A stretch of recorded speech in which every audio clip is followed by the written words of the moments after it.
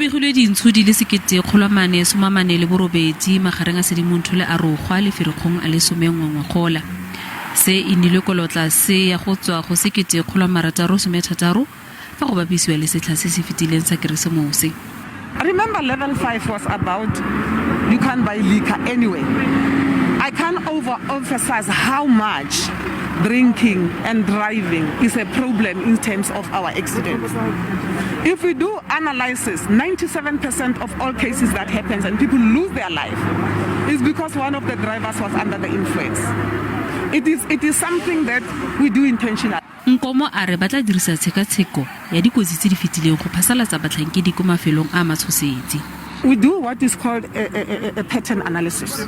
That pattern analysis informs us in terms of the stats and the history that we have, that around this time, either early in the mornings on Sunday, on Fridays, that is where you actually have a situation where either there is influx in traffic and there's a whole lot of people that have just had fun and they might be under the influence. So we utilize that information. MMC wa tshireletsego kwa Tshwane yo sa tswang go tlhomiwa o rotloeditse bakgweetsi go nna kelotlhoko. Re santse re le mo go tsa pharakano go nnile le dikotlhao go bakgweetsi bao ba ntseng ba sa ikamanye le melawana ya ditsela. Badirisi ba ditsela ba lemositswe gore fa ba sa latele melao ya tsela ba tlile go otlhaiwa kana ba lelelwe ke ditshipi.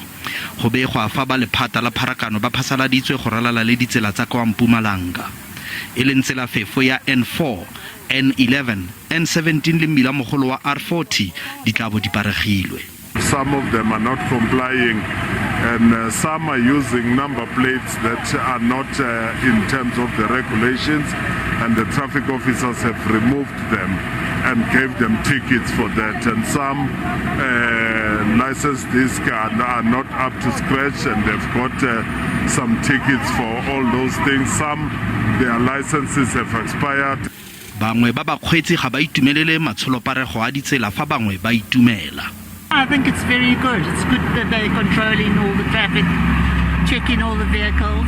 Very important at this time of the year. Khabagare tsela fefo ya N4 e setse itemogela pharakano e kwa godimo.